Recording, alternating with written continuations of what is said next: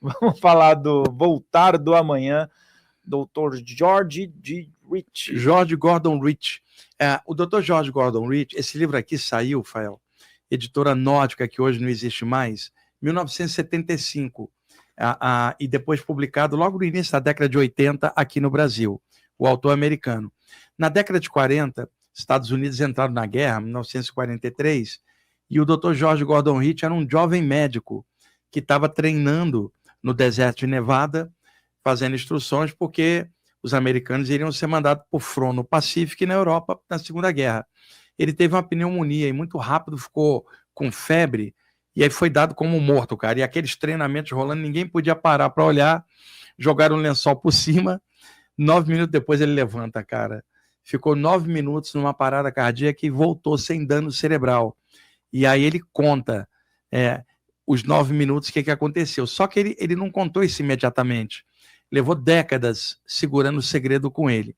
Quando em 1974 surgiu o livro Vida Depois da Vida, do Dr. Raymond Moody Jr., ele se sentiu encorajado a contar a EQM dele. E aí, um ano depois do livro Vida Depois da Vida, sai o Voltar do Amanhã, com ele contando a saída do corpo dele de 9 minutos, a passagem para um outro plano. O livro é o que eu recomendaria para quem perdeu alguém. O livro, além de ser ótimo de saídas do corpo e EQM, traz uma noção legal de vida após a morte, muito sadia, muito bacana. Eu gosto muito desse livro. Recomendo, está esgotado, hoje é difícil até de achar. Quem puder achar, talvez em inglês, acho mais fácil na Amazon. Um livraço. E muita gente relata que depois de uma EQM começa a ter a projeção astral consciente. Existe um livro da editora Pensamento que trata justamente fenômenos paranormais após EQMs. Fenômenos telepáticos, clarividentes, projetivos, de cura. Eu não recordo agora o nome do livro, porque é um dos que eu comprei e ainda não li. Está lá guardado, por isso que eu não tenho os detalhes ainda, né? Mas tem um livro que fala exatamente sobre isso da editora Pensamento. Acho que é Experiências Paranormais após EQMs, o título. Bom, e tem todo um motivo para isso acontecer também, né? Tem pessoas que mudam de profissão, que vão para outra área. Outras mudam completamente. Tipo assim, a pessoa bateu na trave, quicou na linha do gol e voltou para o campo da vida encarnado. Mudam parâmetros, né? Boa parte das pessoas mudam maneira de ser. Agora, é um mito de que toda pessoa que tem um EQM tem saída do corpo. 70% não lembram nada quando volta. Quando se fala relate EQM, 30%, 25% dentro da amostragem. Nem todo EQM abre uma luz. Existem EQMs trevosas, em que a pessoa se vê em ambiente pesado. Se tivesse desencarnado, tinha se dado mal. Tem um livro chamado Viagem ao Mundo das Trevas, da Angel Fenimore, que é só EQMs com relatos no astral inferior. É como se aquela pessoa estivesse no estado umbralino, né? Dentro dela, e aí a saída só levou ela para onde ela já tinha algo dentro. Também é um bom momento para ela refletir e ter mudanças. Então, né? Algumas mudam bastante depois. Vai pelo medo, né? É ruim pelo medo, mas é melhor do que não ir por lugar nenhum. Por causa de uma experiência dessa, com medo a pessoa muda para melhor. Sabe aquela pessoa que ajuda os outros com medo do karma? Não era para ter medo, era para ela fazer por amor, não é para esgotar karma. Mas é melhor ela fazer mesmo com medo do karma do que não fazer nada. Fael, você vai, está transbordando num sentimento legal e ajuda alguém. Isso não é para diluir karma, é o teu estado de consciência atual que te diz que aquilo é o que o seu coração pede para fazer. Você não tem que fazer aquilo para diluir karma de vida anterior, ajudar o próximo. Isso é nível de consciência para você. E é claro que uma coisa ajuda a melhorar as outras, mas não deve ter o foco. Eu vou ajudar o Fael porque assim eu limpo minha área kármica. Não, que eu foco do medo, cara, da dívida passada, eu vou fazer ajuda para ele, porque é o que o meu coração pede. Karma que se vire, meu negócio é ajudar o próximo, e o universo que se vire com isso. Senão você fica fazendo um parâmetro atual baseado num trauma de vida passada, tipo assim, Mihael, eu vou te ajudar, porque te ajudando eu limpo a minha área do passado. Pô, você está preso ao passado, cara. Você pode ter sido Gengis Khan em outra vida, você está em outra. Deus te deu a chance de começar do zero, uma nova vida. O que está preso lá atrás? Legal, quando você lembra do passado, para servir de lição para o presente, não de ameaça e medo. Olha, Fael, karma, se não fizer o bem, o karma vai te lascar. Você está na base do medo, cara, eu não gosto disso aí, não. E isso daí aprisiona muita gente, né, que às vezes tem uma a uma retrocognição, alguma experiência que vê, de repente, uma vida de grande influência, lá, poder ou Se a pessoa não maldade, tiver né? maturidade para lidar com memórias passadas, ela pode se enroscar. As pessoas às vezes não estão lidando nem com a memória dessa vida agora. Retrocognição é legal para desbloquear traumas quando necessário. Pesquisa de reencarnação. Curiosidade, não. Então, muita gente às vezes fica presa ao parâmetro passado. Lembra de algo e não sabe conviver com isso aqui. O lance é, aqui e agora é o momento que você tem na tua frente. Tempo não existe. Existe você dentro das experiências e esse instante agora é o que você tem. Passado já foi. Maravilhoso ou horrível, já foi. Está você aqui novamente numa experiência. Faz o melhor que você puder. E aí você tocou num assunto que eu acho que é muito interessante. Estava até conversando com a Marisa, né, que faz um trabalho bem sério também. Essa questão do ancestral, do resgate ancestral, resgate de alma, né? Essa questão que envolve toda uma conexão. O condutor, ele tem que ter uma responsabilidade, um conhecimento espiritual muito grande, porque tem pessoas que não são da área espiritual.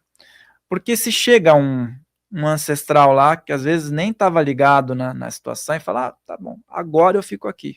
Exatamente, Entendeu? dá o processo de obsessão, né? Se não tiver... É legal o pessoal que trabalha com constelação, com noção multi-reencarnatória e espiritual e de desobsessão, né? Agora, repara, Rafael, você está passando algo por causa do ancestral. Esse ancestral não é espiritual, é ancestral físico. Nós estamos falando de espíritos, consciência. Imagina, eu vim da Índia, reencarnei no Brasil, descendente de portugueses e baianos. Veja, alguém fala, teus ancestrais... Não, meu ancestral não é o baiano, não é o português, não é o hindu. Meu ancestral é Deus, cara. O infinito. E eu posso passar várias vidas, e em cada uma encaixo num grupo. Eu me lembro de uma experiência que eu fui levado, meu pai ainda estava encarnado, né? Era uma reunião de pessoas extrafísicas da família por parte do meu pai já de idade elevado, projetado, tia dele desencarnada, avó, tudo ali uma reunião, meu pai ali e um ser luminoso que era o responsável, o orientador evolutivo daquele grupo. Eu lembro que eu fui levado por um dos mentores para observar esse grupo, e eu com a aparência de hindu, cara, fora do corpo. E aí claramente foi falado, essa é a família por parte do pai que te recebeu no Brasil, mas a tua origem é outra. Quer dizer, que ancestral? Meu ancestral não era nenhum deles.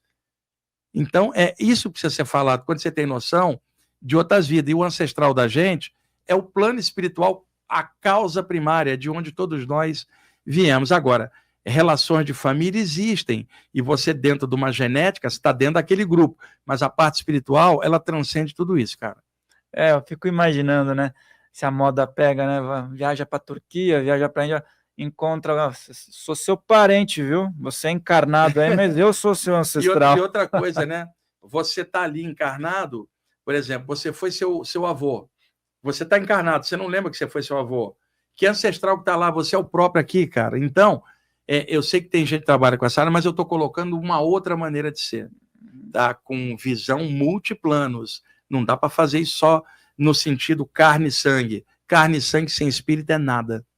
Verdade, muito bom. E é legal a gente desmistificar muita coisa também, né? A projeção da consciência é uma ferramenta evolutiva do Moisés. Moisés Zogui, um dos bons pesquisadores de projeção astral no Brasil, meu amigo também, um cara ótimo. Livro de relatos dele muito bom.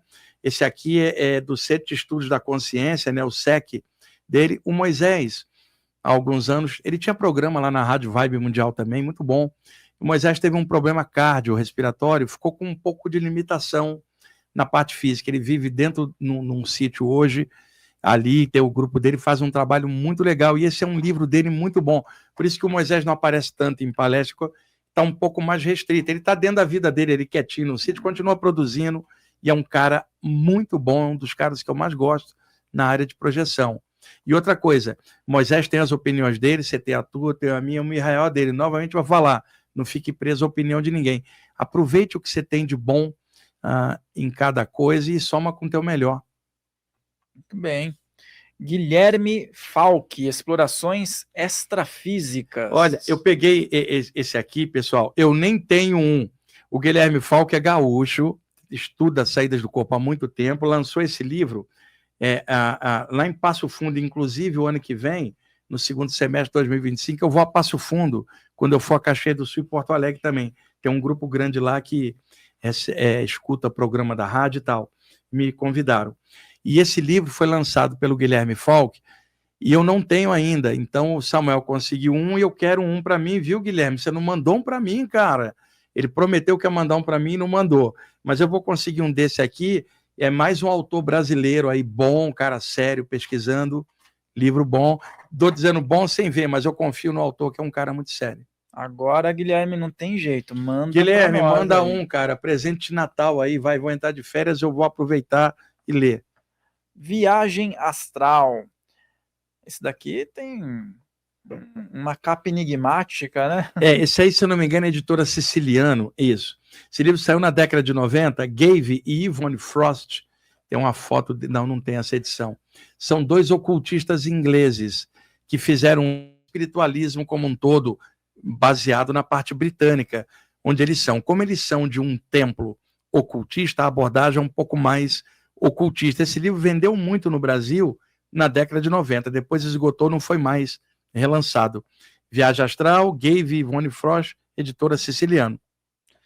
E aqui, esse nome Viagem Astral tem um outro nome, Viagem Astral. Sucesso aqui, também na década de 90. É o Rick Stack, se eu não me engano, americano.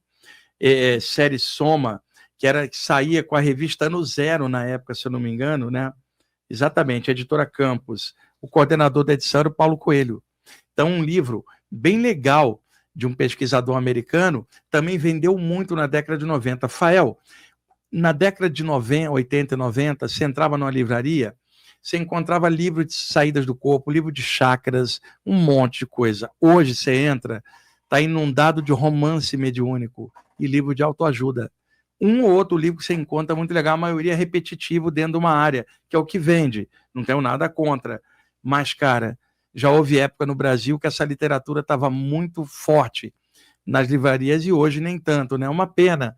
Espero que para as próximas décadas isso vá mudando e outros livros bons possam aparecer.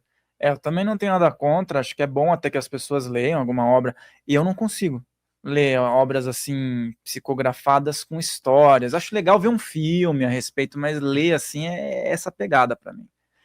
E agora nós chegamos em um livro clássico dos clássicos, né? Esse é do Ramatiz, cara, Livraço, Elucidações do Além. Olha, eu li esse livro, eu tinha 21 anos, em 1982. Para mim é o melhor livro do Ramatiz. Capítulos sobre psicometria, duplo etérico, chakras, prana. Aqui o Ramatiz ele abriu o leque de temas universalistas. Esses livros do Ramatiz eram editados pela editora Freitas Bastos. E hoje quem os edita é a editora do Conhecimento, né? Mas me parece que o filho do Hercílio Mais, o médium que recebia as mensagens do Ramatiz, parece que pegou a sequência de livros agora para editar pela editora dele, não sei, mas acha fácil o livro. Esse livro aqui é maravilhoso, não é de saídas do corpo, mas fala de chakras, prana, psicometria, dupla etérica, é um livro muito bom. E aí, só para a gente abrir uma lacuna sobre Ramatiz, porque o Ramatiz ele gera várias especulações na espiritualidade. Ele é um espírito que é universalista, tem uma linha espiritual, inclusive na Umbanda ele se adequa à linha do Oriente, mas também tem as suas ressalvas, depende do lugar. No Espiritismo também tem muita gente que tem suas ressalvas, na apometria, e aí fica aquela coisa, né? O lugar que de repente põe um bloqueio em relação a isso, né? Algumas áreas estão muito conservadoras e presas nelas mesmas. Não estou dizendo que é certo ou errado, cada um segue o que quiser. Mas quando você lacra a tua mente numa área só, num planeta com 8 bilhões de pessoas e culturas diferentes e literaturas variadas, você achar que só a tua está certa, tem algo errado com você. No mínimo, por uma questão de inteligência, quanto mais a mente está aberta, maior a capacidade de expandir a consciência e não ficar lacrado numa área só. O trabalho do Ramatiz sempre foi universalista. Não se espera que alguém conservador em alguma área, seja de que linha for, goste de uma abordagem universalista. É por isso. E aí, às vezes, o Ramatiz apareceu, por exemplo, num centro espírita, um clarividente viu. Apareceu lá no trabalho de apometria, clarividente viu. Às vezes está num terreiro de Umbanda e está no outro, mas não é o mesmo cara, porque já tem uma linha de... Isso é uma egrégora, cara. Toda uma egrégora que trabalha baseado numa atmosfera em que pode tomar aquela forma ou trazer o padrão de ideias. Mas normalmente é uma falange, vamos chamar assim, um grupamento inteiro dentro daquela vibe.